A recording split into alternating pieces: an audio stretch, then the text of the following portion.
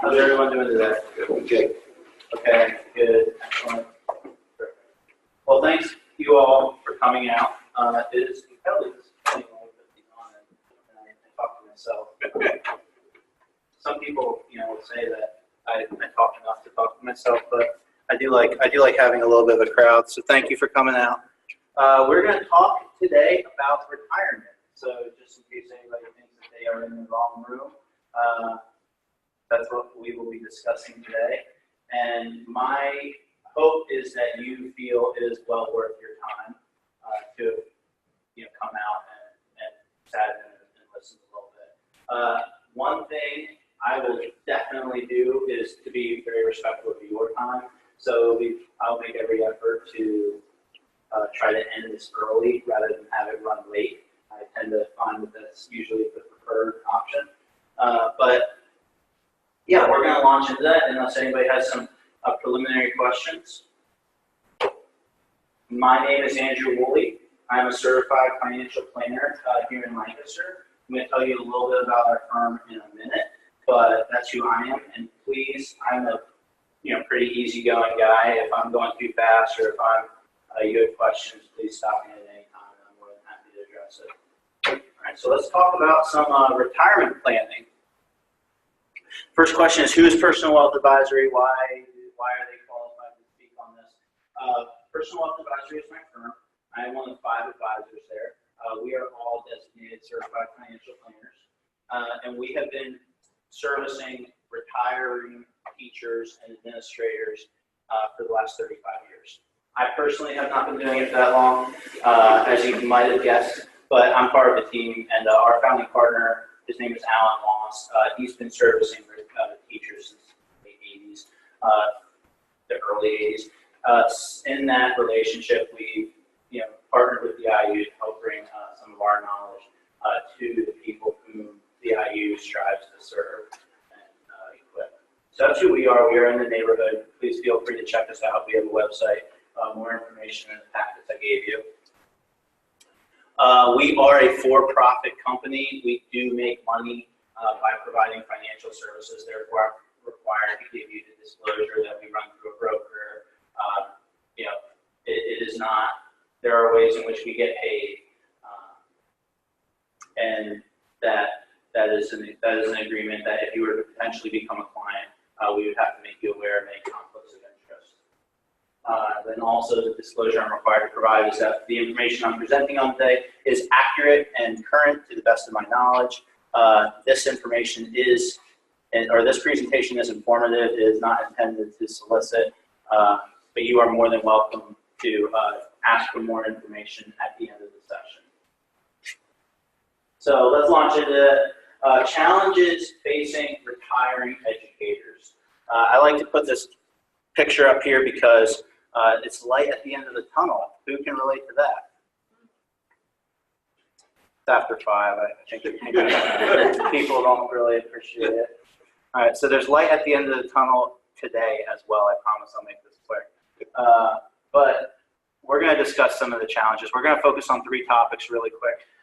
Understanding your PSERS options, the PSERS process for retirement, and then also your decision to retire. So let's launch into that. What can I expect to make when you go to retire? What will my pension check be? The good news is there is a formula, and you can plan around for it. So if you are a Class C or a Class D employee and you are receiving a full retirement, the equation is pretty simple. It's 2.5% times your average final salary, and then times your years of accredited service will equal the amount of your annual PSERS compensation. The final average salary, that is the average number of your 3 highest earning years. If you are not receiving full retirement is defined as anyone who's had 35 years in the system, anyone who is age 62 and 30 years, and then there's a special designation or a special formula for people who are the 55-25. If you're age 55 and with 25 years in the service, that gives you a little bit more favorable of a rate than simply taking the early withdrawal or the early pension options. But that is the formula in which your retirement benefit will be calculated. And then once you have that formula, there's a couple of different options you can take, 5 to be exact, and that's what we'll run through very quickly. The first option is the maximum annuity. Is everybody here familiar with what an annuity is? It's essentially an investment vehicle in which you contribute a lump sum of money, and then they pay you every month for the rest of your life, and you're guaranteed not to run out. PSERS, essentially, your pension is a type of annuity. You have contributed to it your entire working career, and now if you have enough service, they are guaranteeing that you will not run out of money now that you are retired. The maximum annuity option is the option that you should take if you are looking, well, I shouldn't say should take, is the option that will give you the highest monthly amount. It will give you the highest monthly amount, but it also leaves nothing to your survivors or your beneficiaries. If you were to select the maximum annuity option and then you were to pass away, your pension is done. That might work for some people, it might not. For those of you who it does not work, fortunately there's other options. Option 1. I love how they do this. It really explains well what the options are. Option 1, option 2, option 3. Option 1, you can consider the present value option. So it gives you a slightly lower monthly benefit. And then what do your survivors receive? If you select option 1, your account will be assigned a present value. And then what happens is as you collect your monthly paycheck or your monthly retirement check, that present value will be reduced dollar for dollar for every check you receive. And then when it's extinguished, nothing is left for your survivors. Your pension will end when you end, to say. But if you pass away before your present value is depleted, then your beneficiaries will receive the balance. So you receive your check, your present value is assigned to you, and then that will get lowered with every paycheck you receive. And if you were to pass away, your beneficiaries will receive the remainder of your present value. Everybody follow me on that? It's pretty tough. Okay. So do you have a question on it? I'm still processing. Okay. So with option 1, your beneficiaries receive something. If you pass away while there's still a present value. Okay. So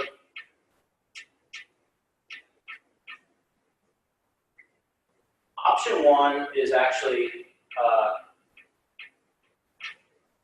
not usually taken. There's certain situations in which all of these options are what might be best for any particular client. But your option 1, what you want to focus on is that your beneficiary would receive the present value if there is a remaining present value. Your present value is reduced for every dollar you receive from PSERS. So it's a way to make sure, it's a way to hedge against the fact that I don't want to pass away early. We never know what's going to happen. I want to make sure my beneficiaries receive something from my pension. But it's okay. It doesn't need to continue forever. That's option 1. Everybody with me? Great.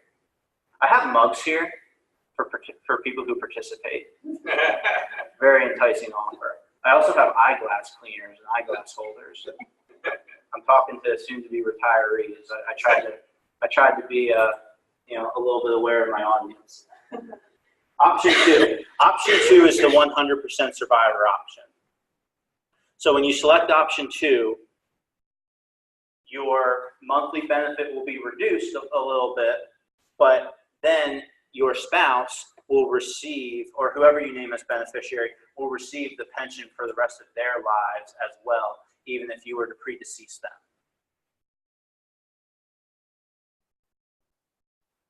So option 2, you want to relate to, that's the 100% survivor option. Option 3 is the 50% survivor option. So your monthly benefit will be reduced a little bit, and then if you were to predecease your spouse, they would receive 50% of your pension for the rest of their lives. And then option 4 is the customized option. If all of the options so far do not fit for you, if the maximum annuity, option 1, option 2, option 3, if none of those fit your particular situation, you can customize your options.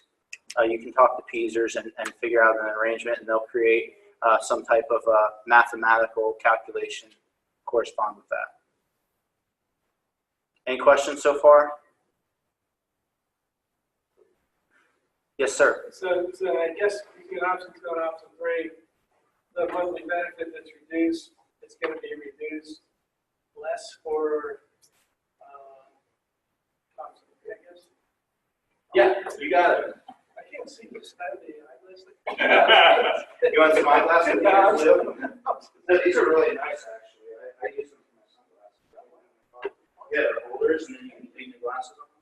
Seriously, I like participants, as I'm sure the rest of you do, as well with your day jobs. But I'm not going to hold it against you. It's after 5 o'clock, like I said. Yeah. So each option, essentially, what you need to know about it is it will affect your monthly income, and it will also affect what is left to your beneficiary. So the maximum annuity secures you the highest monthly income, but nothing is left. Option 1, a higher monthly income, but there's only something left for as long as the present value exists. Option 2 is a lower monthly income, but your spouse or whoever you name receives 100%. And then option 3, the monthly benefit will be higher than option 1, lower than the maximum annuity, and then your spouse or whoever you name as beneficiary will receive half of your monthly income. Yes, sir. Can I go back to the beginning since you're through the 4 options? When you were talking about the 2.5%.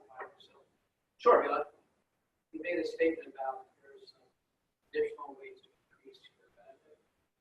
Those benefits were 62 plus 30, 15.5, or 25. You're welcome. What does this actually do? What was the third? Sure. So actually, I was told during the first time session to stay near the podium, so people who are not here can hear me. So yeah, that's how you achieve the full retirement. So if you have 35 years in the system, that's full retirement. If you're age 62 with 30 years in the system, that's full retirement. And you're just not penalized on early withdrawal. That's how you max your retirement. Or early withdrawal. If you select early retirement, it will affect your overall income. Now, what I said, the special rule 55 and 25, a lot of people do that. That's still technically an early retirement, but you're penalized less than if you do, they give you a better deal, essentially, if you're age 55 with 25 years. It's a different calculation than the normal early retirement. I've heard Peasers use the term non-penalized. So correct. Yes. Yes, ma'am. But if you're 65. If you're 65, you're entitled to a monthly income, no matter, as long as you have 1 year in the system. I thought it was 30 and 60, not 62. Is that incorrect? Let me check my notes. Because the one thing I will say is that for people who entered the system after 2011, unfortunately, Peasers has changed quite a bit for those participants. That's why I would encourage all of you. I know my fiance is a teacher, and she values the mentors that she's learned tremendously. I'm assuming that all of you have some type of younger colleague that you probably mentor. Please encourage them to start doing their planning, because their pension is just simply not going to be as lucrative as what yours is. So full vesting. You are right, it's age 60 with 30 years of service. Age 62 and 1 year of service gets you a full retirement as well. Thank you for that catch, I appreciate it. So is there, yes, sir. Is there a bump up option? Where like if your spouse passes away a year afterwards, that you can get a bump up? They don't offer that. In terms of, yeah, you can, if your beneficiary passes away, you can then submit paperwork to Peasers and say, hey, I no longer have a beneficiary. I want the higher income now. Yeah. What do they call that? They call it bump up, right? Yeah, a bump up. It's a change of your retirement option. There's a form on the Peasers website you can download and submit it. So yeah, if 100% of it is going to your survivor unfortunately does not survive as long as you do, and you say that I don't really need this to go with my kids, I want the higher income, that's an option. Yes, sir. I was on the Peasers website this morning. I saw an option there that said that if you're 62, I think, with 1 year service, you can opt to take all of your contributions plus interest, and you still get a lifetime monthly income. Correct. Yeah, you receive a full retirement, and that's what we're going to get into now. Does anybody have any questions on the options? Everybody's good? You know that when you're talking about the options, it has to do with what your monthly income is going to be and what's going to be left to your survivor, whoever you might name. That leads us to contributions and interest. So you do not have to be vested to withdraw your contributions and interest. Anyone who is in the system can withdraw contributions and interest when you have a break in service. It has nothing to do with which retirement option you're taking. So anybody is entitled to do that. You can select any one of the retirement options and still withdraw your contributions and interest. What's been happening is as long as the day you started with Peasers, you've been contributing to the pension system. The state of Pennsylvania has been guaranteeing you 4% interest on all of your contributions. So you've been earning interest on your contributions. When you go to retire, when you have a break in service, you are entitled to withdraw your contributions and interest. It will impact your monthly benefit. So you will have to make the decision, do I want to withdraw it and take a lower monthly benefit, or do I want to leave it in the system and take a higher check every month? That's one of the major planning conversations we have with our retiring teachers. But you are entitled to withdraw your contributions and interest. What do you do with that? It's really up to you. We would advise that you put it into a retirement account. That way you're not taxed on the full amount right away. If you decide to take a check and say, hey, I want it all in cash right now, the IRS will be the next phone call that you get. I guarantee it. So, but you can circumvent that by rolling it into a retirement account and investing it however you see fit within that spectrum. Yes, sir. So then Peasers would automatically, if you told them, they would roll it over into another account? Yeah, there's paperwork that you have to fill out to it. You have to provide the information on where the account is. But then, yeah, for example, if you were to open up an IRA with Personal Wealth Advisory, we help set up the paperwork. We tell Peasers where to send the check, and then they'll send the check and it gets deposited into your IRA. Any questions on that? Yes, ma'am. So when I was at a Peasers seminar and they talked about lump sum, is that what you're talking about now? Not necessarily. The lump sum option might be if you decide not to, if you elect out of your monthly income, then you can take your lump sum. But at the same time, it could be this. I'm not quite sure what that person might have been referring to. But yeah, sometimes that present value, if people decide that it's not, for example, if you haven't been in the system for very long and you decide that it's not worth it to take, to get this little amount of money every single month, I'd rather just take the lump sum. That's an option. Then the lump sum would be my contributions plus interest. Yeah, your contributions plus interest are your contributions plus interest. When people are referring to a lump sum option, it's usually you say, I don't want a monthly income.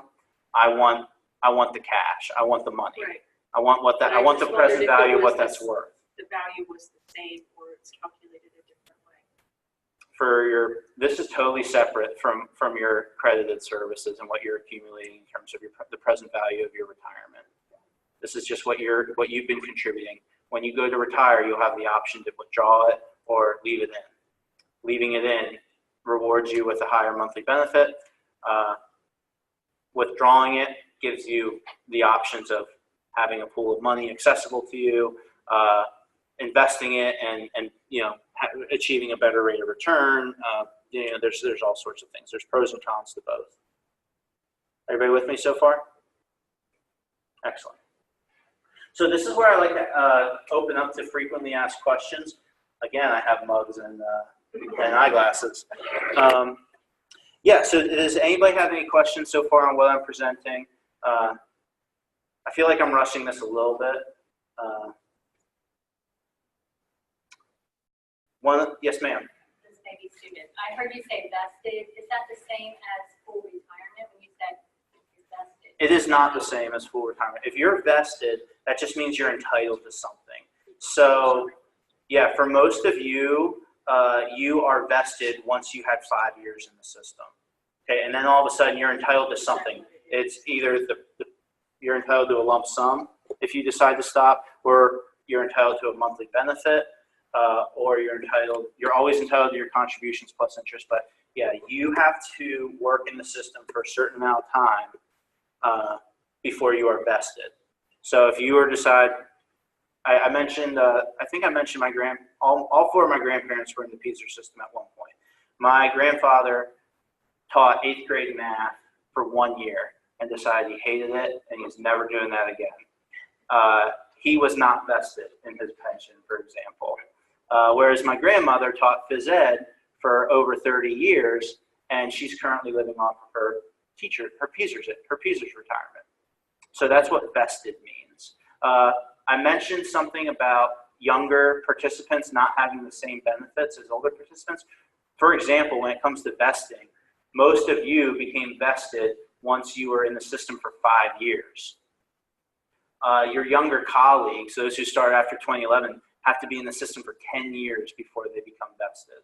So that is affected if they decide to take maternity leave and start raising a family. That's affected if they decide to do a break in service and do something else. It's much harder to become vested in a pension now for younger teachers than it was for you. So that's why I'm going to make a little bit of a plug and ask for you to encourage them to start paying attention as early as possible and start planning accordingly. Would you like a mug? No, that's a math. You're going to share it? Yeah. All right. I have a question. Yes, sir. I hate to go back to this, but I think we still have a question on something here. With the contributions and interest, if you would take all of that, then you no longer have a monthly annuity. Yes, you do. Yes, you do. You do. You do. They are separate. Okay. It just will simply, okay, so for example, maybe I leave, perhaps I leave my contributions and interest in the system. And so therefore,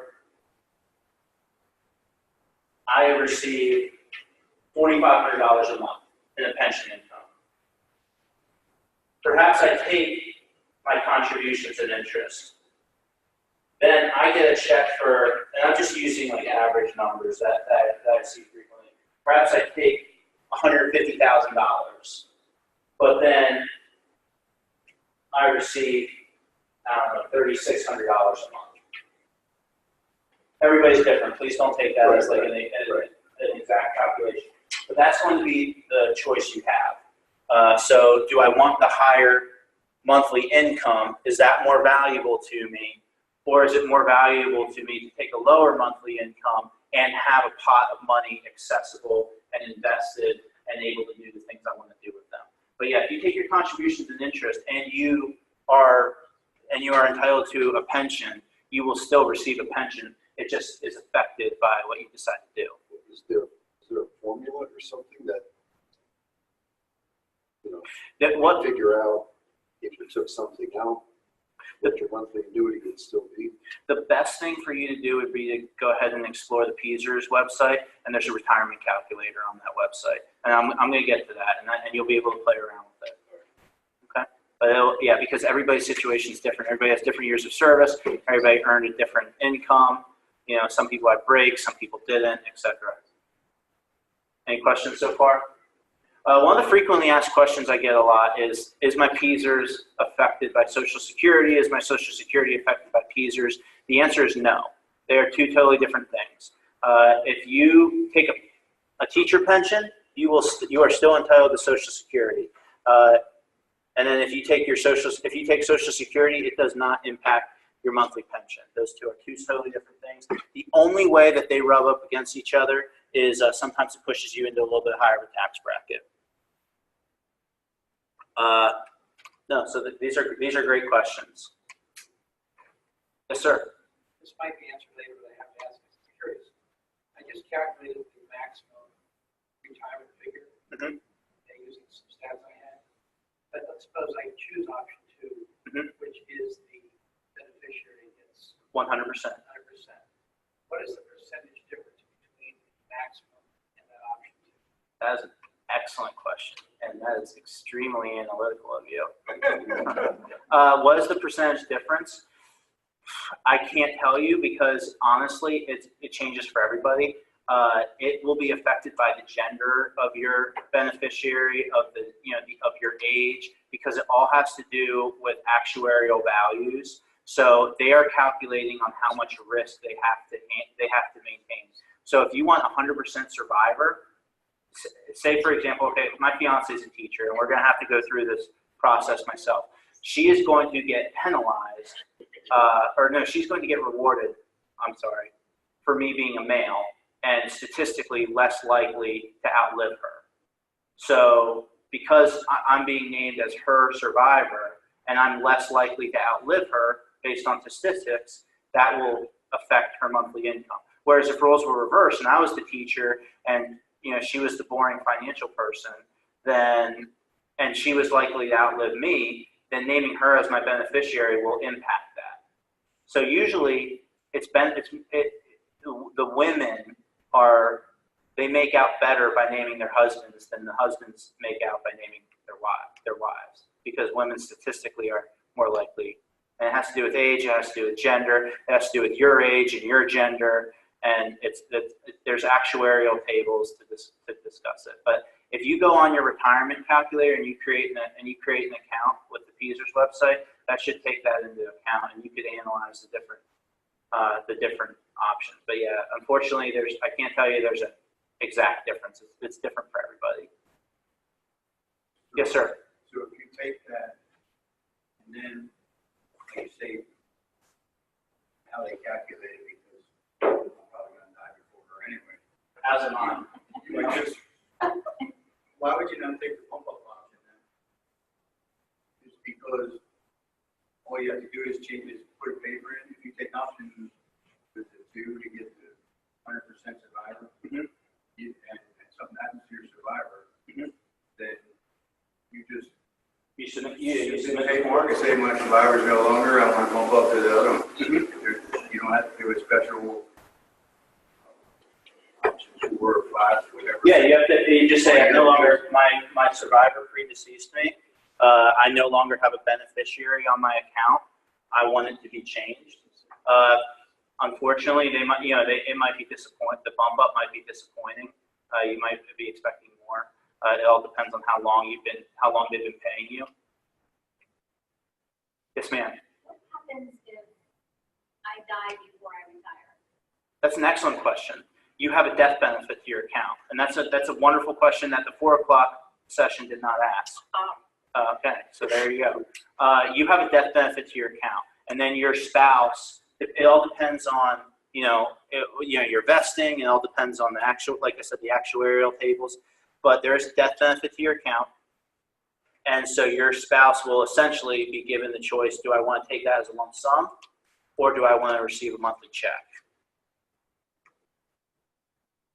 But yes, there's a death benefit associated to your account. The death benefit goes away once you file for retirement. So once you file for retirement, you have to decide what happens to your account. Before you file for retirement, the They tell you what happens to your account. There's a death benefit. Your spouse or whoever your beneficiary is either takes it as a lump sum or takes the monthly income. Yes, sir. Along with that, is that death benefit the same as the present value? Correct. Correct. So when you're talking about the present value, option one is essentially saving that death benefit or preserving that death benefit for the first few years, and then it's reduced. It's reduced as you start taking income. That's an excellent question. Thank you. Are we good to move on? I don't want to move any faster than everybody else. I hope you think this is an excellent question. Why are those question marks backwards? Ooh, That's very troubling. to keep you engaged, to keep the mind sharp. Okay. So next we're going to move on to the PSERS process, all right? And the next two categories are going to be much less dense than the first one. The first one is understanding your options, and a lot of people have a lot of questions. Understanding the process and then making the decision to retire, that's usually a pretty straightforward topic, but we're going to launch into that. So what happens is, again, like I said, there's that light at the end of the tunnel, much like, we're getting closer to 6 o'clock. There's light at the end of the tunnel. You will, for whatever reason, decide to retire. The kids are too much. You realize you can make just as much on your pension as you might by working. Whatever causes you to decide to retire, the decision eventually will be made. What you should then do is, once you definitely decide you want to retire this year, is request your official PSERS estimate. There's a retirement calculator that you can use. But once you're within 12 months of retiring, you can officially request an official PSERS estimate, and that will be as accurate as possible. You will then call PSERS and say, I'm retiring, I'd like to schedule my exit interview. I got a lot of questions on this in the first group. I didn't really have an understanding of what a lot of them were asking, but they will schedule an interview with you, and you have to go through that. And you have to submit the paperwork at that exit interview in order for your retirement paperwork to go through. And then after that, you will let your HR department know, and you'll square up with the school district on what they might owe you in terms of unused days, sick days, etc. And then when your last paycheck's going to be, and you're going to figure out, they're going to do the final reporting to PSERS on your last year. I'm a Lidditz guy, so I know last year Warwick's, you had to let them know by March 1st. Every school district's a little different, but sometime around there, you have to also let your HR department know that you intend to retire at the end of the school year. Any questions on that? How do I get my estimate? If you go to the PSERS website and you go up here on the left and you check the tab Forms, there will be all these forms that you can download. And there's all sorts of things that you should do. And honestly, if you haven't worked with a financial planner yet, I would encourage you to go ahead and start scheduling something so that you can go through and make sure that everything is submitted in a timely manner. For example, if you want to buy back service, if you want to do different things, you want to make sure that your beneficiaries are correct. All the forms that you need can be found on the PSERS website, including the request for your PSERS estimate. You can do this when you are within 12 months of retirement. They'll give you the most accurate possible estimate. Before 12 months, you can use the retirement calculator that they make available to you. Any questions on that? This is usually where we start getting phone calls, where somebody decides, hey, I got my estimate. I'm not quite sure if this is option 1 is better or option 2 is better than option 3. What do I do with my unused sick days? What do I do? Do I withdraw my contributions and interest? Do I leave them in? That's what we're in the business of doing. Like I said, we've been working with educators for the last 35 years. We're very well versed in the pension system. So we'd love to help you. That's my little plug for who we are. But again, that's usually where we start getting calls. What we can do is help you navigate your pension options. It's not as simple as it sounds. It has to do with what you've saved. It has to do with what your Social Security might be. It might have to do with what your spouse has in terms of a pension, in terms of a 401k, in terms of a retirement plan. But in any case, we will do the analysis to help you decide which pension option is best for you. We will then also help advise you whether it's in your best interest to leave contributions and interest in the pension system, in the PSER system, or withdraw them. And then if you withdraw them, we are in the business of helping advise you on how to invest those funds. And then also one thing that's a little bit overlooked is your unused days. A lot of teachers have accumulated unused days. What do you do with that? Do you get compensated for it right away and take a check? Do you roll it into some type of a retirement plan? We'll advise you on the best vehicle on how to do that to help navigate the tax liability that might occur and make sense of your situation and hopefully provide you clarity. How long do unused days go into effect? How long do they go into effect? Retroactive. You've taught for 30 years. You've accumulated unused days. They say just your last 5, your last 10. No, they say yeah, and it should be there on your statement of account. You should be able to find that, and the district that you work for has to compensate you on that. Now it might be a little bit different if you jumped around the districts, but yeah, you have to be compensated on what you didn't use. So some people take a lump sum check if they're not necessarily worried about taxes. Other people they open up a 403(b) account so that they can just be swept right into there. There's multiple options you can do, and that's what we're here to help you navigate. Then, as I said, you have to schedule your PSER's exit interview. Your retirement will not happen without you going through that process. I do want to reiterate how important that is. When you request your interview, it'll probably be pretty simple. They'll schedule a time that works for you. You'll be with a rep. You might be with a couple other teachers who are retiring the same year as you.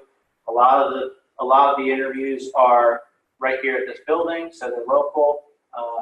That's not what's complicated about it. What's complicated about it is that the decisions that are made in this PSER's exit interview are permanent. And so you should please do your due diligence and prepare for that. You will be expected to make decisions that will affect truly the rest of your life and the rest of your spouse's life. That's a pretty intimidating process, but we are here to help you prepare for that. And what we do for some of our clients is help you prepare the paperwork. You can fill it out in our office. We can talk through with you again. And then when you schedule that PSER's interview, you can walk in. I have attended some PSER's exit interviews with people. I have to stay out in the hall, but I'm more than happy to do that. You can walk in, you can drop the completed paperwork on the table and say, everybody have a good day. I'm out of here. That seems a little bit less intimidating than being grilled by someone you've never met on which pension option you want and whether you want to leave your spouse who they have no idea who they are, etc. So please, if you take nothing away, please do your due diligence and prepare for that interview because it is coming if you want to retire. And finally, we're going to talk really briefly on your decision to retire. And as you can see, I take a lot of notes on that. One of the things that we do is everybody's different, okay? And everybody has their different motivations to retire. My mother actually just did the opposite of retire and jumped back into the school district. She was a teacher for 10 years with Penn Manor, and then she decided to be a stay-at-home mom, and she felt something was missing, and so she's back in the system. I joke and tell her that she took the longest maternity leave in history. And the funny thing is I'm the oldest of 5, and I went to daycare. Well, everybody else got a stay-at-home mom, but that's just the way it is. So what's on your bucket list? Everybody's different. One of the best things about my job is I get to talk to you all about your bucket lists. What makes retirement fulfilling? What are you looking forward to doing? And then I'm more than happy to do all the analysis and all the math to figure out what it is that you can afford to do and then go ahead and give you permission to do it. It is one of the most depressing things to see someone who's worked their entire lives not enjoy retirement and not enjoy the benefit that they've achieved for themselves. So one thing that we incorporate into our process is helping you decide what's next. So I encourage you to start, if you're here, it means retirement's front of mind. Start making a bucket list. Start thinking about what you want to do. Start giving yourselves a reason to look forward to retirement. And it's not just to get away from the little rays of sunshine that hit you in the face at 7:30 in the morning. Or that, who all here is our elementary school teachers? We got 1, 2, and then secondary. Any administrators in the room? Preschool? Excellent. Yeah, so everybody's different, right? So whatever might be, I'd encourage you, you're starting to think about retirement, start thinking about the good things that you're going to do. And not just what you're running away from, but what you're running towards. We'd love to have those conversations. We are here to help. Personal Wealth Advisory is here to help. My fiance, the woman I love, is a teacher. My mother's a teacher. All 4 of my grandparents were in the PSER system at one point, some longer than others, as I mentioned. But we truly feel, and we want to get back to the community of educators. We are here to help you and be a resource to you. That's why we speak at the IU. So what's next? How do you utilize us? We are more than happy to do a complimentary exit interview with you, prep. Even if you work with another financial advisor, that's fine. I have been in engagements where somebody has contacted me and they've said, hey, I work with another financial advisor. I want to continue that relationship, but he is recommending this or he is recommending that. What do you think? And I will give you the advice to the best of my ability and help you prep your exit interview paperwork, and that will be at no charge. I'm more than happy to do that service as a complimentary to all the years of service that you have contributed and invested into the future of the children. Or what you can do is you can go through our financial planning process. If you're not sure and you feel like financial planning is something that you might want to start taking advantage of, you want to start taking it seriously, you want to know for certain what option to select and what to do with your contributions and interest, that's what we're in the business of doing. We'll go through that. We'll help plan for what's the best case scenario for you. We'll show you the numbers, explain to you what the numbers mean once your eyes gloss over, and help you decide. So that's what we're in the business to do, and I'd welcome a phone call from anyone or anyone you might know. Here's my contact information. Email or phone call is great. And then finally, if you would be so kind, please fill out the feedback forms. We do take those very seriously. We do try to use them and make our process better. And this is just one of the talks that we'll do. I'll do something next month on the 403B plan. I'll do something later this year on Social Security and Medicare. And then we'll be doing the PSER's retirement again after the holidays. So if you wouldn't mind, please include your email address. I promise I won't badger you with follow-up emails. But what I might do is I might send you the flyer of our next one so that you can maybe share it with some of your colleagues. Because like I said, especially the younger educators, they really have a different system than you guys are experiencing, and they might need to do some planning earlier in their lives. And then also some of your colleagues that are also thinking about retirement and happen to miss this one. Please go ahead and leave an email address, and I'd be more than happy to give you the information on the upcoming seminars. I will not badger you with follow-up, but that would be most appreciated. And even if you don't fill out the feedback, we take it seriously, and we appreciate it very much.